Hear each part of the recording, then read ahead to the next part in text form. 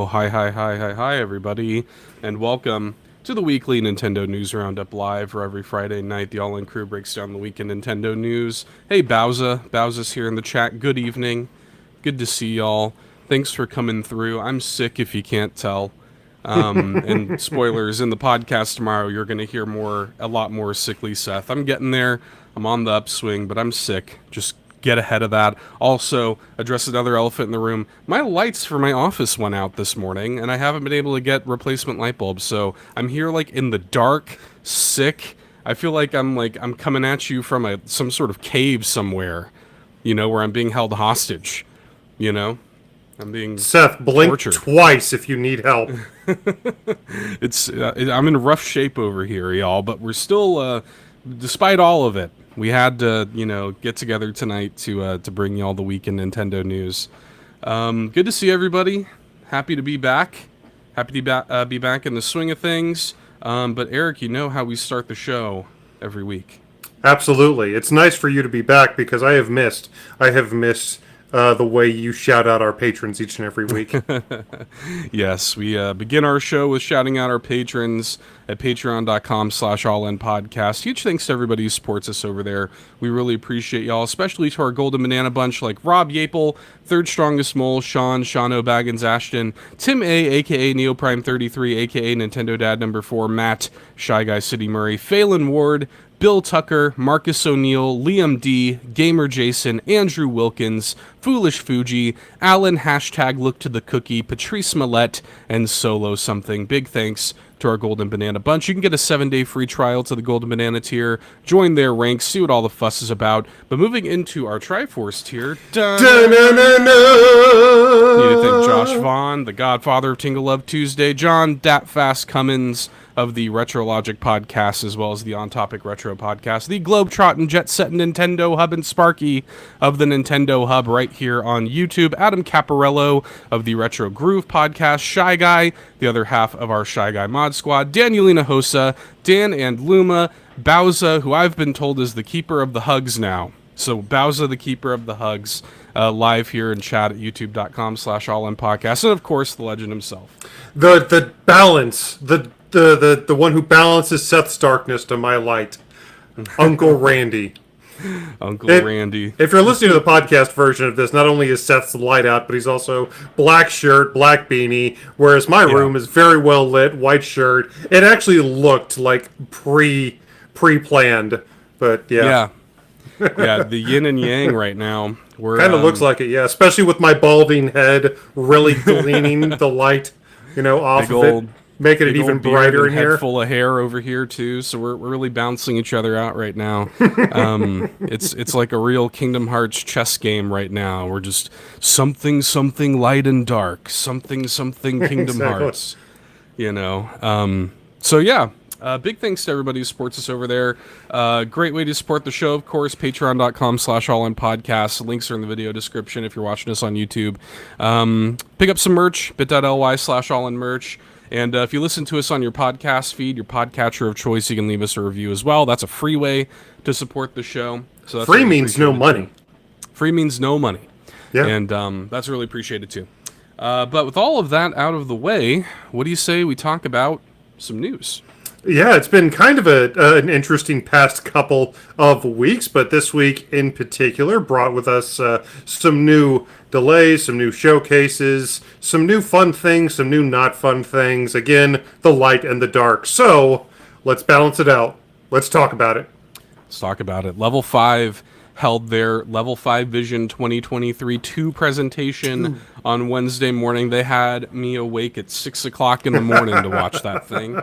And I did live react to it right here on the YouTube channel. You can go back and watch the VOD if you want to. Had actually, just like with the first Level 5 Vision presentation, a shocking amount of people came out and hung out and watched that thing. So big shout outs to everybody who watched that with me early in the morning.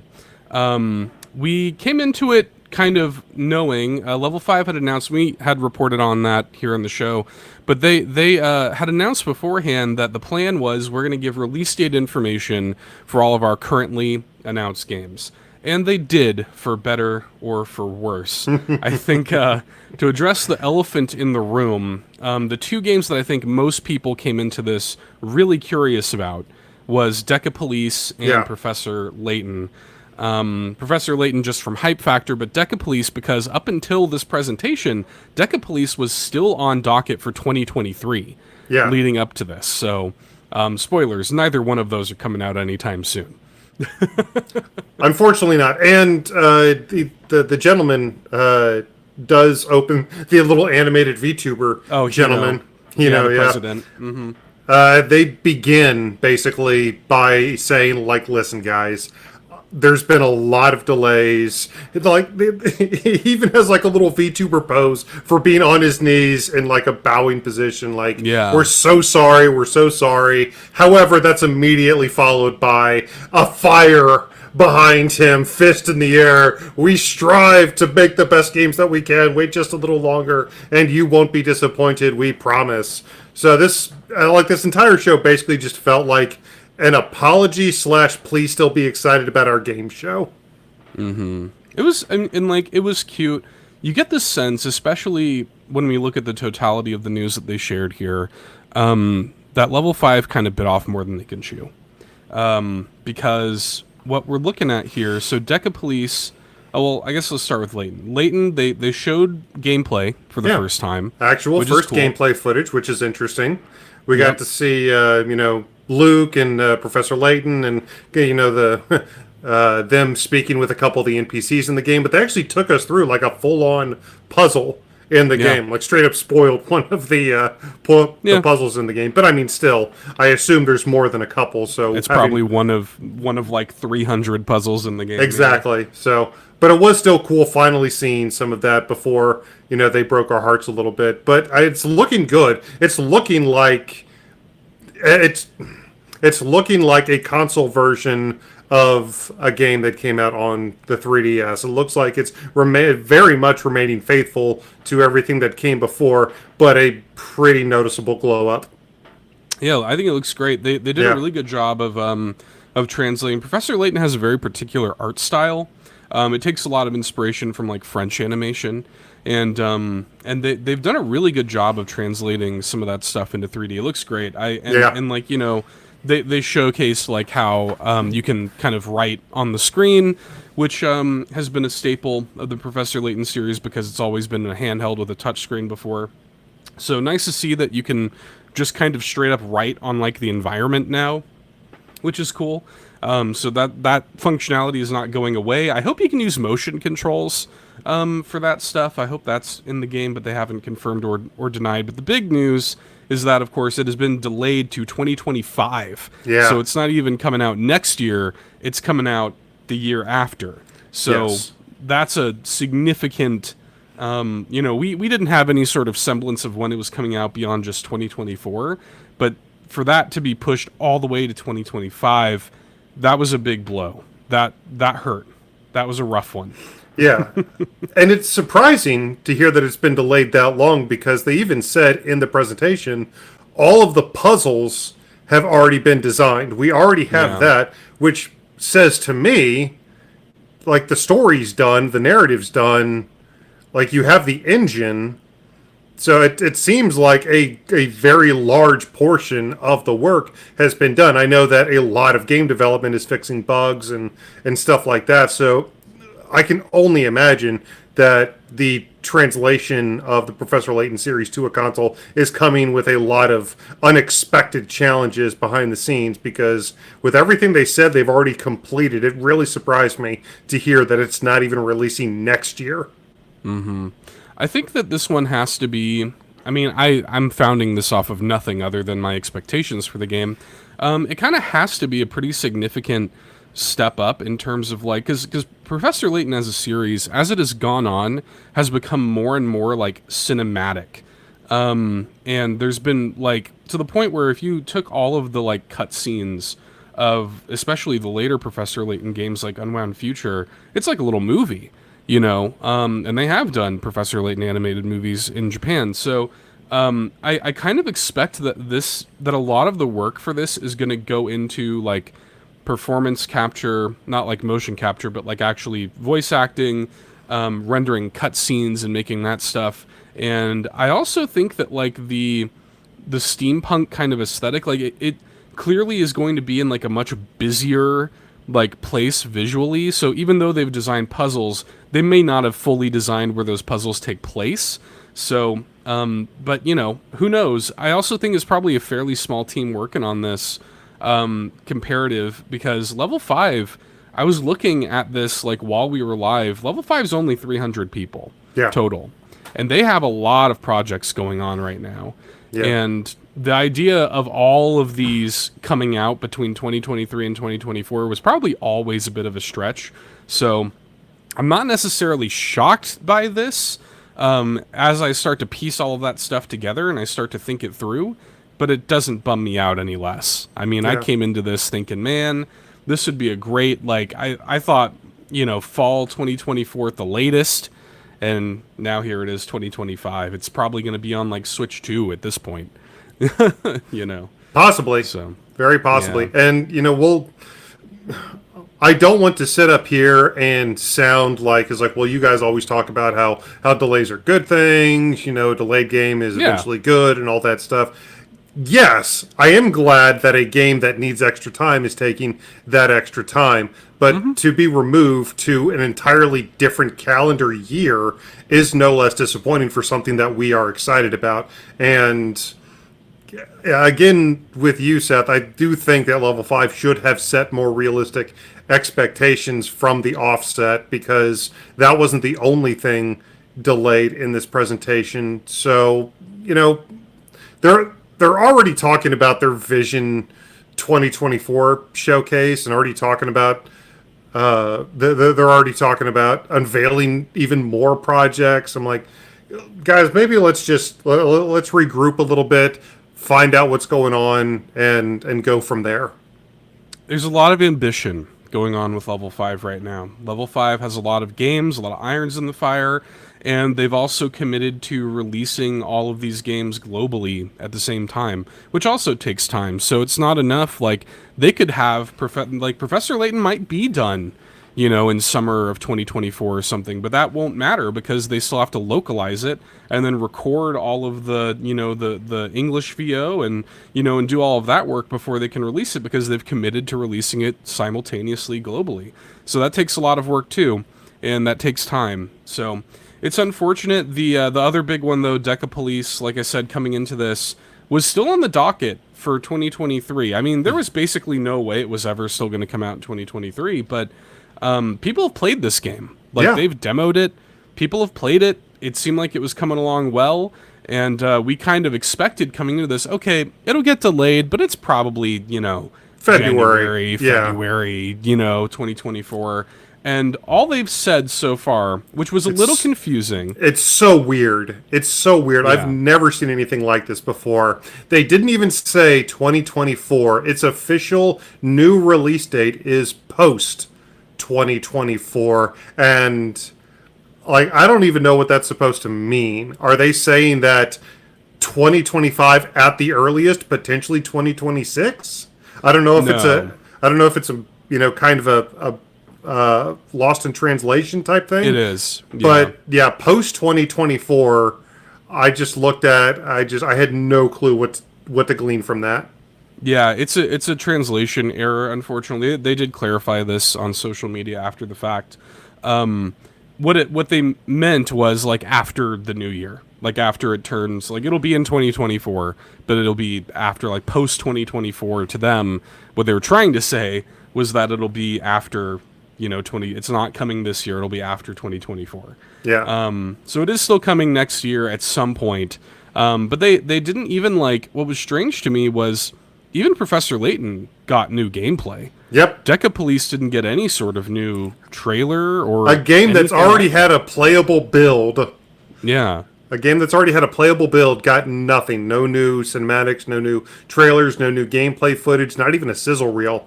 They just showed a couple still images while Hino talked about, hey, you know, we showed it off at TGS and it seemed to be regarded really well. We're really excited for you guys to get your hands on this. And then that was just it. Weird. I was like, Yeah. okay, sure, okay, cool. I'm still excited for it. Deck Police seems like a really interesting new IP for Level 5. It's got some. It looks like it's got a lot of personality. The weird dichotomy of the combat and the kind of detective work that you're going to be doing in the game just looks super intriguing. So, like a lot of the games that they showed off, I do think look interesting. I was even more interested to play Fantasy Life I by the time they finished showing it off.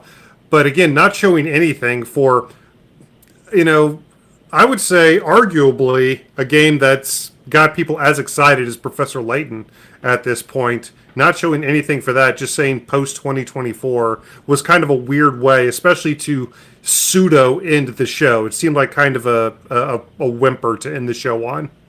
Yeah, it was weird. It was it was just a weird way of handling it. Those are the two big like bummers, but we did actually get a pretty good showcase for Megaton Musashi Wire. Yeah. Which is does look clearly really going to cool. be a new anime series. That's what I gleaned from the trailer. Probably. Yeah. Yeah, but that's coming out April 25th. It's going to Yep. have full cross-play multiplayer when it comes out. Again, this is a global simultaneous release for it, and it looks great. Yeah, Like, it does. I actually think it looks really fun. I don't know if this is going to come out and sell 10 million copies, but it looks really cool. It looks fun. It had like a great like over-the-top anime like theme song to it, which was cool. Oh yeah. Yeah, I liked it. Looked good. Yeah, it looks like some kind of, Gundam tactic style, just really cool mecha combat game. I dug it. I'm really excited to check this out when it comes out. So, again, April 25th. Probably, I mean, if Level 5 is intelligent, they'll coincide the next year's Vision 2024 that they've already confirmed for April. They'll Yeah. coincide with but that's neither here nor there. But regardless, that game comes out. That we actually got a hard release date for that. So I don't know. Like, I'm not actually really familiar with that series. Is this going to be the first game in that series released in the West? Do you know? Yeah, I think so. That's what I think thought. they had said something. I think the first one was like a mobile game or something like that. That was only in Japan. So I think this is the first one worldwide. Yeah, looks Yeah. cool. Yeah, they talked about the story coming to a conclusion, so maybe a couple people might need to brush up on the lore. Or, if you don't care about the lore, just jump in cares? and fight robots. Yeah, exactly. Yeah. That seems like what the deal is. We did get a good spotlight on Fantasy Life I, The Girl Who Steals Yeah. Time.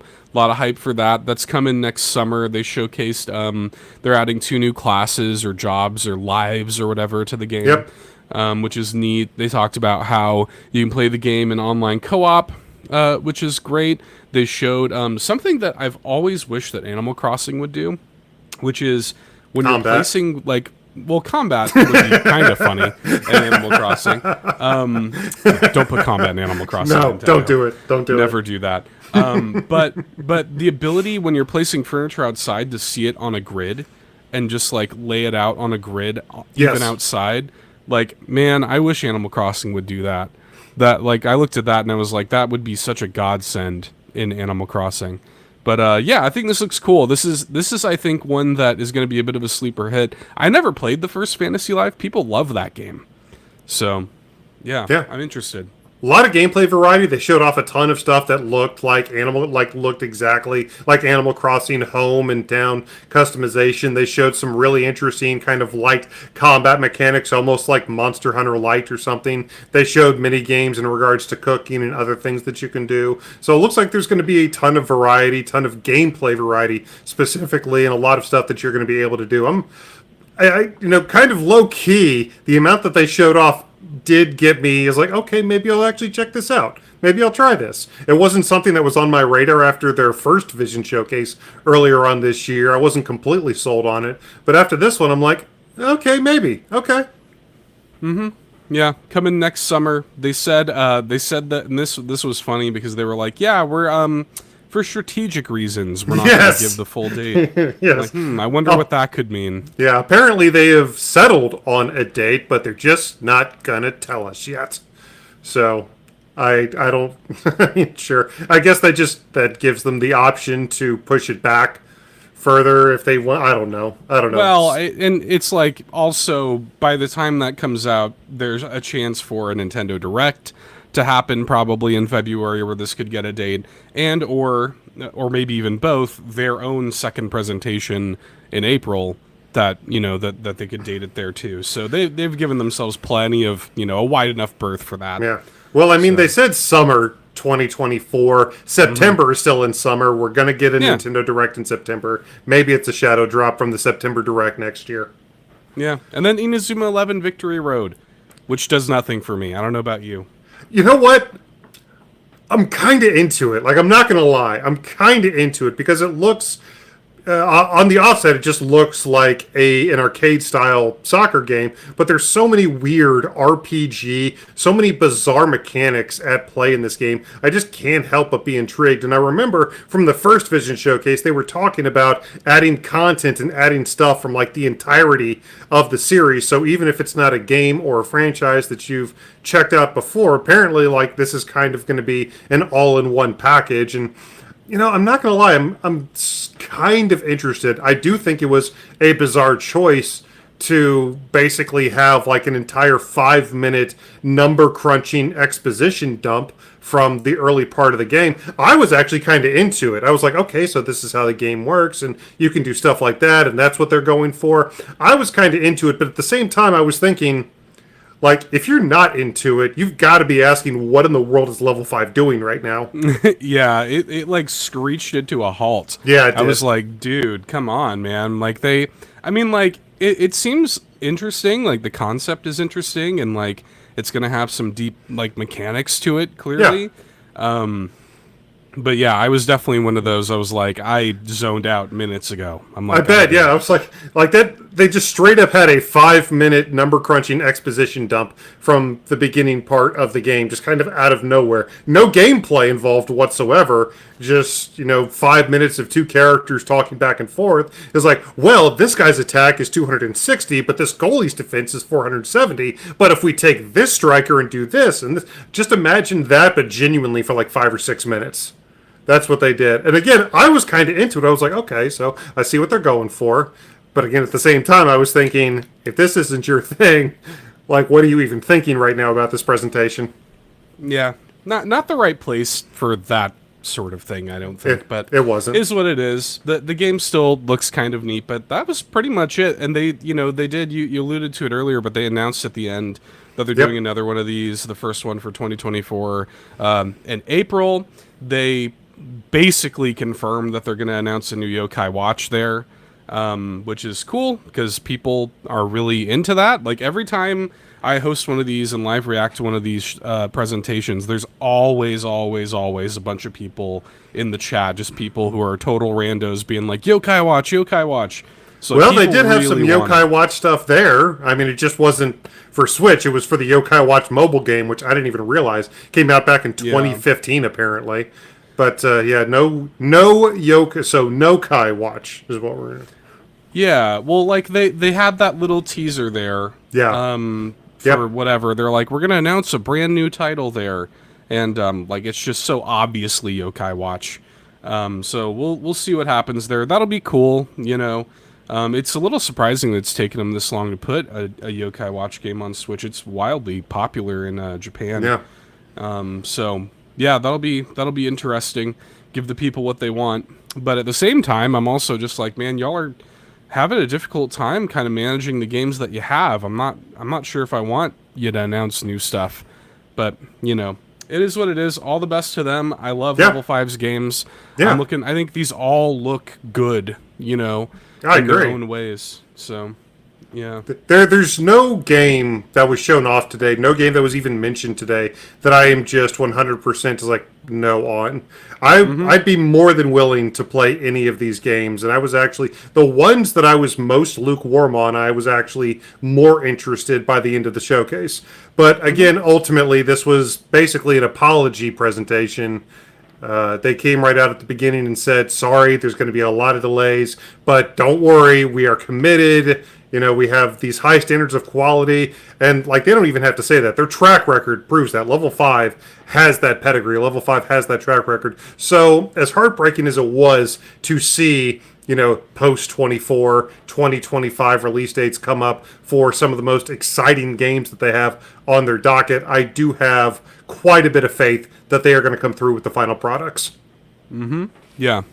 Looking forward to it whenever that stuff does come out. But that was Level 5 Vision 2023. Again, you can catch my live reaction here on the YouTube channel if you would like to. That is there. But let's talk a little bit about Beyond Good and Evil This 20th anniversary. So weird. This was so weird. Okay, a little bit of context for this announcement. So a early version of this game somehow made its way into the wild onto the official accounts of Ubisoft Plus members, and all of a sudden one morning people were playing what they truly thought was the official release of the 20th anniversary edition, the 20th anniversary celebration remaster of Beyond Good and Evil. I saw John Cartwright tweet about it. I saw several people tweet about it, and it was just in bad shape. It looked atrocious, genuinely looked worse than the original release of the game, and I didn't know what was going on. Then the Beyond Good and Evil and the Ubisoft Twitter accounts came out and said, well, actually, that was a complete mistake. And they say, quote, well, the cat's out of the bag. They actually say dag nabbit in their tweet, which is kind of adorable. I do kind of like that. Happy 20th anniversary to Ubisoft's Beyond Good and Evil, and apparently they're going to have some more information coming early 2024 about the new version of the game. They went on again to say that an early version of the game got out into the wild prematurely, but that is not indicative of the final version of the game. Yep, that's what they say, and they also say that like the official launch set for early 2024. We're dedicated to making it an experience that truly honors the legacy of the original. Thank you for your understanding and continued support. So, weird situation. Yeah. They were kind of forced to. I imagine that this is going to get a full announcement at the Game Awards. I imagine they're going to have like some kind of trailer or something. This was leaked via the ESRB listing months ago. Yeah. This was a very poorly kept secret. We knew this was a thing. Yeah, we knew this was coming. We reported on it on the show. It is supposed to be coming to Switch according to that listing.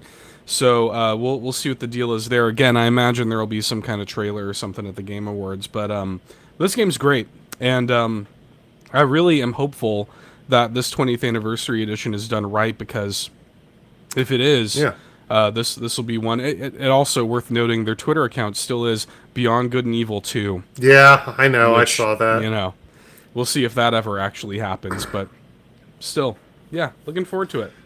I am too. If you haven't checked it out, the game is a cult classic from the GameCube era, and I was so disappointed when those early tweets and that media started coming out and the side-by-side comparisons that, again, genuinely looked worse than the original release of the game. I don't even know how something like that happens. How, like a full version of the game, a full playable build, begin to end, of the game winds up playable in people's official accounts. I can't even fathom the number of missteps and failed security measures that need to happen for that situation to occur. Well, I think they wanted to have a listing up, so that people could go ahead and maybe they'll turn on pre-orders at that point or something after they announce it. Maybe, whatever the case may be, they wanted to have like the listing ready to go. And they just didn't do it privately. And I think in order to do that, I think you do have to put up something. It can't just be like an empty listing. So I think that's probably what happened. Just the issue was that like they didn't do it privately, they did it publicly. And I don't know if that's because of some kind of weird misstep with Ubisoft Plus, where people were just able to kind of get it as it became available. But hopefully it's a lesson learned. I mean, it's a good thing that it was this and not like a bigger game like, Star Wars Outlaws or whatever. Like, that would have been a real mess. Yeah. So luckily it was just this, and they were able to sort of come out and course correct. That almost kind of reminds me of that old, like, Fantastic Four movie that was released just so Sony could like keep the rights to the Fantastic Four or something. It's like, let's release this version of the game just so we can keep the copyright rights to Beyond Good and Evil for the actual upcoming legitimate release. There's Maybe. probably some studio of like 5 people that thought they were working on the real 20th anniversary remaster, only to have it released just for tax purposes or something. I don't know. Either way, I'm looking don't forward know. to it. I imagine this gets like a full rollout at the Game Awards, so we'll see. Splatoon 3, the chill season started just today, actually. Now underway, and they announced on Twitter. I brought it up here. Frosty Fest, Yep. which is coming back. We haven't seen this since Splatoon 2. And they haven't said exactly what. This is going to be a Splatfest, but they haven't said what the teams are going to be. We have some artwork for it here. We're seeing here how like Splatsville and Inkopolis are going to look, decorated for the season, which is cute. Little snowmen and stuff everywhere. We're also going to see, Deep Cut has their winter outfits here. I dig them. Which are all really good.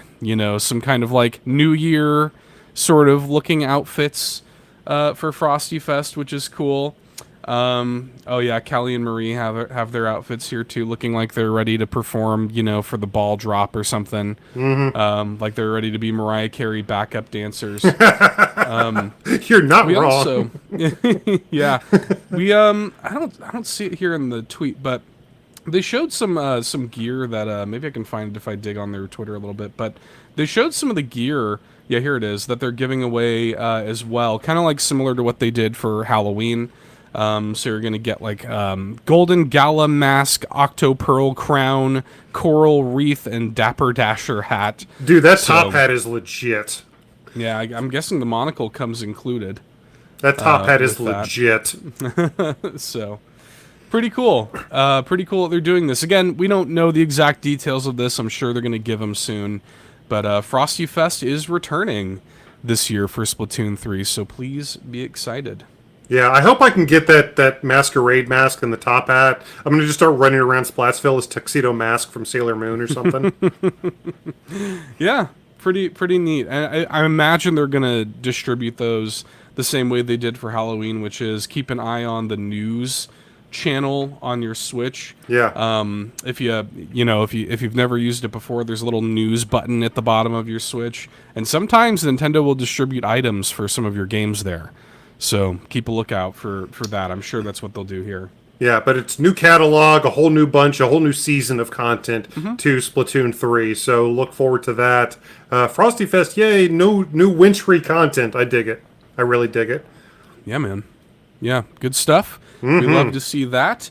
Okay, next All up right. here, All right. let's talk about Wapeach.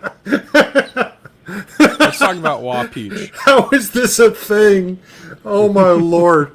Okay, so I just kind of passed by this a few times on Twitter today, not really thinking too much of it, but sure enough, the creator of Waluigi released some, at the time, concept art. This was never made official or anything, but this was an in-development project. This was a work in progress at Nintendo to create a Wadu version of Peach similar to Wario and Waluigi. And it is replete with, frankly, like, dominatrix dress and boots and a weird, like, cat ears overhead mask and an actual crown. And I don't know. I don't know what to think about this one, man. I don't like the design. I like the idea. I like the idea of there being a third sort of pillar to Wario and Waluigi, and I like the idea that like, so yeah, this was shared on, I think his name is Fumihide Aoki, the creator of Waluigi. Yep. He shared this, and this was a concept he was working on for the GameCube Mario Tennis game. Yeah. What was it called? Like Power Shot or something like that. And they were working on this character concept, and this was, going to be basically the evil Peach. And it's a neat idea. I kind of like the idea that they would have like a boss, that they would have like kind of a a big bad queen that they were kind of like working for. Like they're just Yeah. the bumbling idiots working for the queen. Their There's a own Cruella monarch Deville, their own you yeah, know. actually, yeah, that's a good way to put it. Jasper and Horace would be Wario and Totally. Waluigi, and yeah, Totally. she'd absolutely be the Cruella Deville in that trio. Now with Mario Tennis, I would expect if Nintendo was ever going to do this, they would at this point kind of do the tandem of Wapeach and Daisy, because one of the images that they showed specifically shows Wapeach holding a tennis racket, which kind of immediately gave away the concept, the game that they were conceptualizing this character for. Which Waluigi's the exact same thing. That's where he made his debut. Yeah. Yeah, so I mean, like, again, I like the idea. I'm not in love with the design. We've heard a couple of mixed reports about why this got scrapped. One of them was that it was really similar to another, like, Tatsunoko character that Nintendo was afraid that they would confuse her with. I forget the character's name. But they were like concerned. There's a few little design similarities that they were concerned that maybe they would get confused with that. But like also, I think Miyamoto was just like, I don't know that I care to see a female, like Wapeach. I don't know if I care to see this idea come to life. So it didn't get too far. I don't know that we'll ever see anything happen with this, but the internet has absolutely taken it and run with it. Oh, of course. It's still trending on Twitter. Anytime there's any sort of like uncovered weird Mario character concept like this, this has got shades of Bowsette, Yeah, all of over course. it. Of course. The internet really latches on to stuff like, and I love to see stuff like this too. It's just kind of fun, to think Yeah. about what could have been. Yeah. The what ifs of some of the most famous stories in entertainment history are always going to be fascinating. The things that didn't happen, and what could have happened if we had gotten Wapeach, if this character had actually come to light, how it might have actually impacted the Mario franchise. So I don't really disagree with Miyamoto if that's the decision that he made based on his reasoning. It's like, I don't think the character's necessary. I don't really Yeah. disagree with that assessment. But yeah, just seeing these potential characters, like this was the closest to Bowsette that Nintendo basically ever actually got. I kind of like. There's a part of me that kind of wishes she was like I kind of dig the rocker. Like she's got like the spiked, Yeah. wristband and stuff, but she still has like a gem on her chest, kind of like Peach. She's got these weird like kind of puff balls around her ears. Yeah, almost look like mocap balls. She's got this slender crown. Yeah, I would have liked it if they really leaned into the kind of like rocker, sort of thing. That would have been kind of neat. But it's a fun idea. It's fun to see this kind of stuff, creep out every so often. The internet's really taken it and run with it. So Yeah. Weirdly, she looks like Rosalina's teenage emo phase. maybe a little in the concept art here. They show her holding an axe at one point here, which is kind of funny. So yeah, I don't know. This is just like a fun little story. Nintendo's never gonna officially Of do course anything with it, but still fun to talk about, fun to look at. I think I might have to stay off Reddit for a while. Yeah, that is fair. Okay, we got a couple little stories here, and then we'll hit notable releases. First up, we have the first of several planned updates to Atari 50. Yes! Coming next Tuesday. They're adding 12 Atari 2600 titles to the game in what they're calling a holiday content update. Also worth noting that Digital Eclipse's second Gold Master Series is going to be revealed at the Day of the Devs. They announced that, I think, earlier today, that it's going to be a part of the Day of the Devs thing. Where was happening. it? Where did they say it was 12 new games? It's on the press release. Okay, it's the 12 press new release. Atari 2600 titles specifically.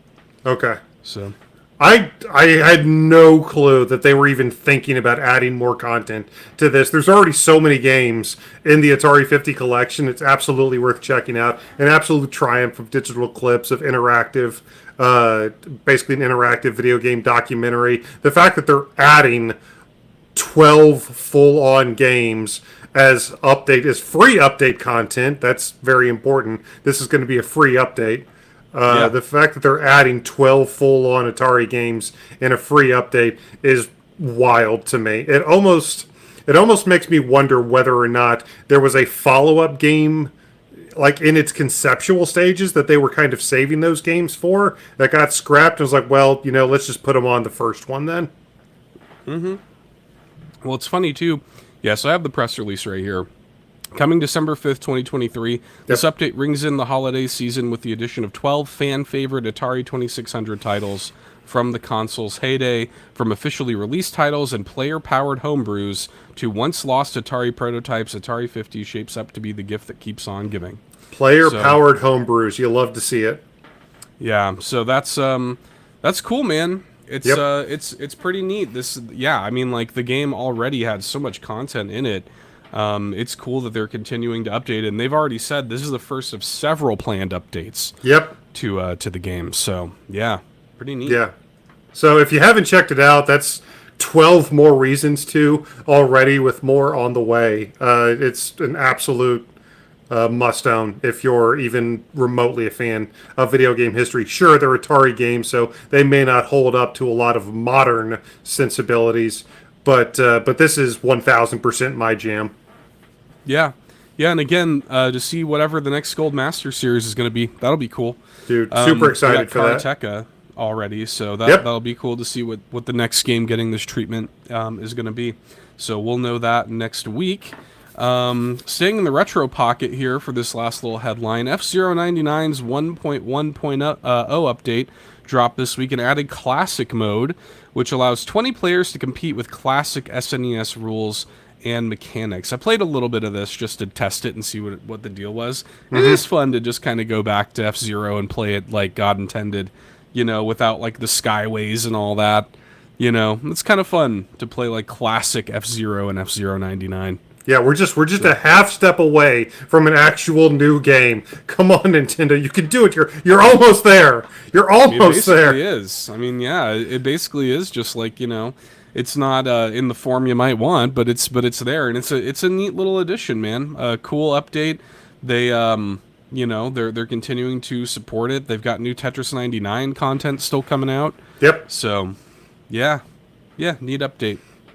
Yeah, I'll have to check that out. I actually still haven't even tried out F-Zero 99 yet, but with all these content... yeah, you should. Yeah, with all these content updates, the new, like, the Queen series, the King series, the new tracks, and especially with this mode, having the 20 players on the track, and that really throwing it back to the old... Because I played F-Zero a little bit recently on NSO, and, man, that game still holds up. It's still super, super fun. So now that they've added this classic mode, I think I might have to finally jump in myself. It's cool. Yeah, it's a cool game. I like it quite a bit. But, okay, let's hit these notable releases and then say goodnight, shall we? I think the biggest one this week, probably Batman. Oh, yeah. Oh, well, I mean, the biggest three this week is Batman. Because we got not one, not two, not four, but three Batman Arkham games on the Nintendo Switch this week in the form of the Arkham Trilogy. Really excited. I mean, obviously, this is one of the best one of the best licensed trilogies of all time. Arkham City especially is kind of a gold standard when it comes to superhero games. But I mean, Arkham Asylum is still amazing, and Arkham Knight. If they're able to get these games running well on Switch, would be a really good time. That's going to be the key thing. I don't know. I haven't had the chance to try these versions of the game out myself. I don't know how they run. But I'm hoping. I mean, Arkham Asylum, Arkham City were both Xbox 360, PS3 level games. They should be running flawlessly on the system. I'm hoping. So I don't know about Arkham Knight, but the other two shouldn't have too many issues. Arkham Knight's in rough shape on Switch. It's in real rough shape. I was afraid of that. Yeah, so there's been a lot. It's been pretty widely publicized at this point. Arkham Knight is in real rough shape. Frame rate's really bad. It's really choppy and inconsistent, especially because the big thing with Arkham Knight is they added the Batmobile to it. Yeah. So I mean, there was all that issue. There were all the drama with the PC version of Arkham Knight that was so bad they actually had to delist the game. Yeah. And I was really concerned about specifically that game on the Nintendo Switch. these games have a history of like bad ports. Like there's something about them makes them like difficult to port well, I guess. But when it comes to Arkham Asylum and Arkham City, it looks like they have at least used the original versions as a basis, not like because they came out with that Return to Arkham collection many years ago. Yeah. They're not basing it off of that. They're basing it off of the original releases. And Arkham Asylum, from what I've seen, is close. Like there are a couple, like when things get real busy, it'll drop a little bit, but it's pretty much like it's fine. Like there's nothing wrong with it. Arkham City, from what I hear, is actually great. Like Good. from what I hear, the Arkham City port is really good. Like no complaints. It is perfect. So If you're going to nail just one of those, that would be the one to do it with. yeah, and those are the two that I was most interested in playing on Switch anyways. Yeah. I wasn't all that interested in playing Arkham Knight on Switch. It's my least favorite of the three anyway. But with that being said, one thing that does annoy me, we've talked on the show about the way the physical is handled. Nothing that Yep. can be done about that. For the digital release, though, you have to buy the trilogy. You can't just buy them a la carte, which, despite the fact that, like, They're listed there are- separately. there are 3 separate listings for each of the games. You cannot buy them separately. You have to buy the trilogy. And that makes no sense to me. I don't understand why that's a thing. Because I wanted to go in there today and just buy Arkham Asylum and Arkham City. But you can't do that. That's got to be just a limited time thing. They're probably just trying to sell as many copies of the trilogy as possible, but that's got to just be temporary. They're going to have individual price listings for all 3 of them at some point. I've got to imagine. Again, like I saw the 3 like there's a separate listing for the trilogy and a separate listing for each of the 3 individual games. They had the price up a while ago for the trilogy at $59.99, but I wasn't able to see the price for the individual games. I thought, maybe they'll just drop those prices on the day when they release for whatever reason. But that's a bizarre choice. That's so weird. Yeah. Yeah, so is what it is. I'm gonna pick it up because I really want to play Asylum and City anyways on Yeah. Switch, and I'll probably do some kind of video or stream showing Night in its in whatever its form is here. So, Night spelled Kinight. yeah, yeah. But very nice, yes. But moving on, we've got a couple more big releases. I do want to shout out very quickly that Jet Force Gemini did come out on NSO, at least in Japan. In Japan, it did. In this bizarre adults-only NSO app that Nintendo launched, which I think is adorable, especially considering that Jet Force Gemini is rated T. Over here. But that's a weird thing. So if you want to play it now, that's technically available over in Japan, again, as part of this weird adults-only NSO app. But a couple other games. Seth, you've played a little bit of this Toaster Ball game that came out this week. We talked about it a little bit on the show, but it's like, explain it to me again, because it's still so weird. It's like a fighting game that's basically like Pong, but instead of paddles, it's toast. And you're shooting up toast from toasters that you choose to play as, with various stage hazards and stage effects. I actually put up a video on the YouTube channel showing it off for anybody interested. It's a very simplistic game. It's real straightforward. I think it's only $10, but funny, like a funny like party game. I'd recommend it for people who are like looking for a local multiplayer. There's no online multiplayer, unfortunately. But if you're looking for like a fun local multiplayer party game sort of thing, it's a fun one to kind of bust out. It's silly, There's like deep lore and character bios for all the toasters you can play as. It's just kind of a silly, goofy little game. I couldn't imagine trying to pitch that to anybody other than an in-house independent developer, trying to pitch that to an actual publisher. I couldn't fathom that. Again, considering the how you just described it to me, I was like, you're just making up words at this point. That's just a Mad Libs. That's just a Mad Libs video game description at that point. Yeah. Yeah, so that came out. It's fun. Again, there's a video on the YouTube channel. We got a code for it, so thanks to the publisher who provided us the code for it. Another video that's on the YouTube channel right now is for Roots of Pacha, which we also got. So thanks to the publisher for providing us that. That game's really cool. I talked about it in a little more detail in tomorrow's episode of our podcast, All In, a Nintendo podcast. So if you want to hear a little bit more, but like my pitch for it is Stone Age Stardew Valley.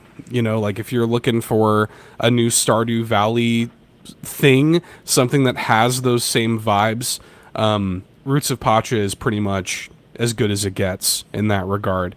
I've never seen something come as close as it does to sort of nailing the vibe while still being its own, thing. Really cool. I was very, very impressed with the time I spent with it. I'm looking forward to playing more. Nice. Well, if you're a fan of the old Turok series, Turok 3 Remastered, Shadows of Oblivion, just came out this week on the Nintendo Switch. Certainly worth noting that Turok 1 and Turok 2 Remastered came out several years ago and are both really good on the Nintendo Switch. I haven't been able to play this version of this game yet, but I don't know. I'm excited. Like I said, the first two, I own both of them. They run really, really well. The first one especially is still a blast to play. So a lot of people I know aren't even aware that this game even exists. So just wanted to make sure to shout that one out. Yeah, I like Turok.